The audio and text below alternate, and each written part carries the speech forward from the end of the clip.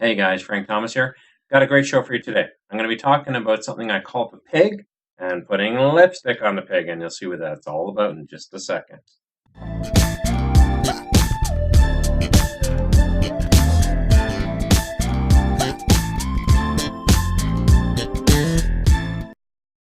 Hey, good morning, guys. This is Frank Thomas here, and I wanted to give you all a great thanks. I've been getting a lot of people coming to me and saying thank you for the videos. I appreciate that.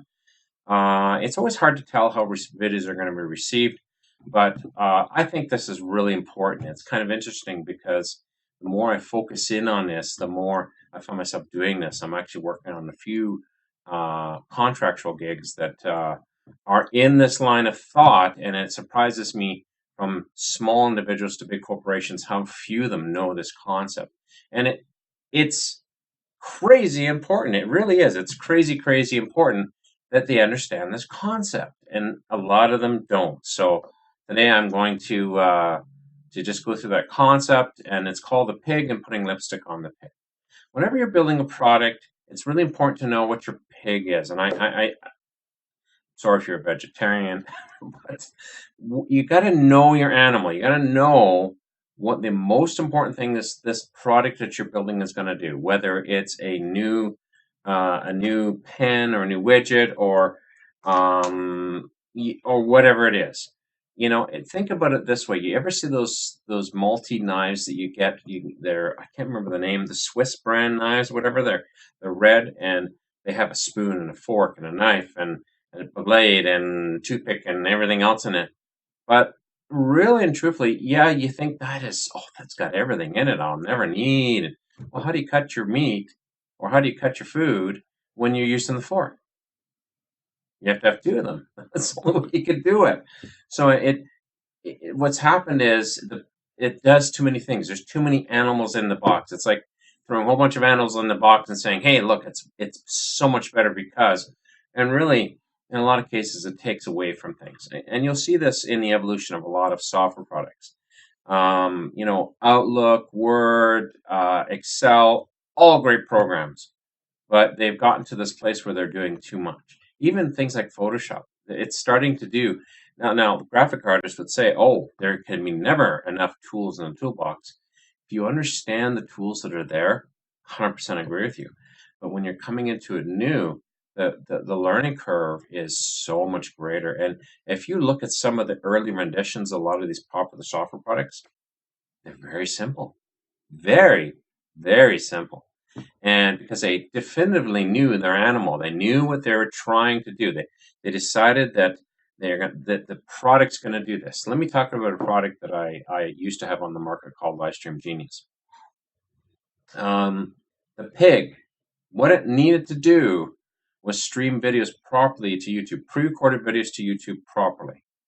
And nobody else's software, when I released it, nobody else's software really did that job very well. So I could see an opportunity. So my initial testing was all around getting this functionality to work. And to be honest with you, everything else I did, putting features in, putting a nice front end on it, putting buttons into it, is all lipstick. It's all really the product ran with all of that extra stuff, and I think that's a real difference. If you've built the functionality and you got the functionality that's needed to make it work, everything else is lipstick, including the product did a lot of automation. It actually set up the live events for you. It would coordinate things. All lipstick. Now, what happens is a lot of products will have it'll start to creep, feature creep. Even Livestream Genius suffered from that. And I had to find an ingenious way to stop that feature creep from getting in and making that easy to use process for the user hard to use. Because simplicity is the key here. I have always had an expression. I have always said a good programmer is defined not by how complex a problem they can, or how complex a piece of software they can make to solve an easy solution. It's how simple the software is to solve a complex solution. It's the other way around. So you have to really think of it that way. And so when I was designing Livestream Genius, did I put everything into it? Did I, did I add indexing? Did I do this? And did I? No, I didn't actually, because they could have been good add-on products, and I call those piglets. It's such a great little saying, So my pig was to actually live stream pre-recorded events.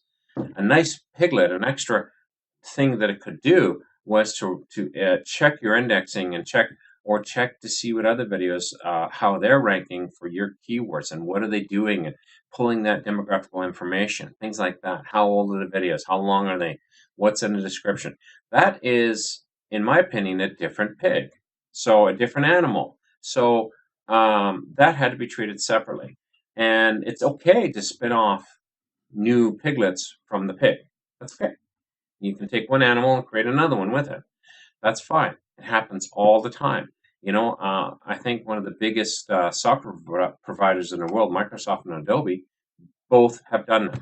They both have acquired or created products that fulfilled a different role, but were really different products. Office, Design Suite, things like that. And those are really good examples. You really need to, when you're creating your software, not try to do everything. Figure out what is the most important thing, make sure it has a market, and design it around that. And then start putting the gloss on. And I tell you something, the lipstick, okay, now let's say you figured out the pick. You figured out how to do some functionality. Let's say that functionality is to get the search ranking listing for a keyword in Google or across multiple search engines, Bing, whatever. And it'll keep track of that. Now, it gets that listing. You've got it working. Works 100%. You're really happy. Okay. The first lipstick could be, hey, let's store those results. Another piece of lipstick could be, hey, and these are functionality things, because there's functionality lipstick and then there's presentation lipstick, okay? But you figure out all the functionalities that you want to create around that initial method or that initial idea to augment and complement it, but they're not really separate. Like, you couldn't separate out storage of search engine results unless you had search engine results. So they do go together very well, and that would, in my mind, be lipstick. Whereas doing something different, like going to YouTube all of a sudden and doing the same thing, might be a different animal, might be a different pig, so to speak. So you have to kind of look at it that way. And the other lipstick that you got to think about, and this really should be the last lipstick that you create, especially if you're doing software design. And it's the same with anything. It's with courses. Know your pig. Know exactly what you're trying to teach. Know your main point. I recently put together a course on how to create courses, and that was the main pig. How do I get this end result? This is my end result. And what I did was one of the very first things I talked about in the course was, how do I actually do the initial writing of the course? How do I figure out what's in my head, coordinate it, get it onto paper, and create the pig, so to speak, okay? And sorry, I don't mean this to be a rash commentary. It just, for me, it just works. Every time I explain this, I get people going, but it works, and it sticks in people's minds. I've had people come to me back 6 months later, and I go, "What pig are you working on now?" So I think it's hilarious. But I've used this saying for a while now, and I find that it keeps me on track. So figure out what your pig is, build your functionality lipstick, and then at the one of the very last things you should develop before you release is develop the user interface and make it look nice. This is the lipstick, this is the lip gloss, this is the eyeshadow, this is the foundation, this is the, doing up the hair, the nice shirt. Make it look professional, okay? Hide all that complexity, hide all that ugliness behind a beautiful layer of user interface. And really think your interface through. That's, to me, so important. There's so many people who just, they don't think the interface through. They blow it together, and they go, well, that's awesome. Hey, I'm guilty of that. When I first released Livestream Genius, I'll be straight up with you. The interface was ugly. It was ugly, and I knew it was ugly, but it was functional. I thought, oh, that's good. And it was like having an eyelash in my eye. It bugged me. It just drove me crazy. And we had it out on the market for about 3 months. Its sales were pretty good. It did what it was supposed to do. People bought it, but it was very hard to sell for more than about 50 or 60 bucks. People didn't see the value in it. They were like, well, they judge the the functionality by the package. We always do. If I give you a ratty box, like this ratty box, it's wrapped in newspaper or just kind of cobbled together, immediately you think the whole product is cobbled together. The whole thing is substandard. And we make these judgment calls all the time. You meet somebody, and I'll never forget. There's one time, pastor had come into his. He was a new pastor in this church, and he purposely came in like a beggar, and he stunk, and he was yucky, and nobody knew he was doing this either. This was the thing. He came in and he walked around and, hey, how you doing? You want a drink? And all. He was doing this sort of thing. He was doing the act of somebody off the street, a homeless person who was in dire straits. And people were like, and pushing themselves away from them and everything else, and trying to segregate themselves. And then all of a sudden, the pastoralship was like, we want to introduce our new pastor, Pastor Tom, or whatever his name was. Please come to the front. And this beggar gets up and he staggers up to the front. He goes, I don't know this Tom guy, but my name is Bob, and then he started to slowly strip off his costume. And underneath he was fully, a suit and everything. And he really threw the whole congregation into a loop because people made that judgment call. They said, oh, he's terrible, he's yucky, he's ooey, he's gooey. Mind you, he's their new leader. He's their new general inside this church. And I never forgot that. And I've always thought about that when doing product creation. Is it worthwhile hiring somebody who has a good eye for design to help you at this stage? Absolutely. But make sure you got your functionality sorted out. Make sure that your interface makes sense.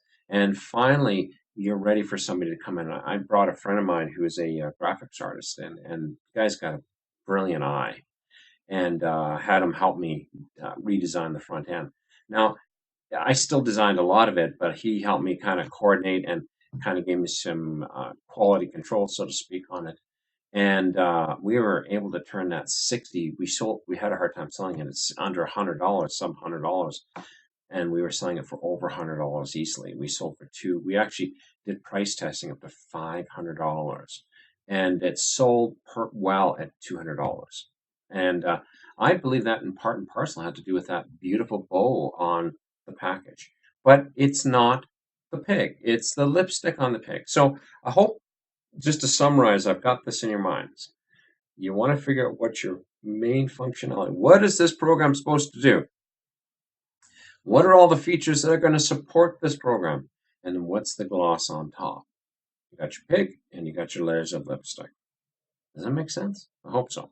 So keep the comments coming. I do appreciate what you have to say. This is what I do for a living. I build products, and whether it's courses or it's my own products like software products, either as a service or as a Windows desktop product, or as well as I do help other companies do exactly the same thing. So I don't know everything, and I'm still always learning. Always be learning. Never think you know everything. That's important. But I found that just these simple things will keep you out of trouble so often. So I hope this was helpful, guys. Be sure you have a good day.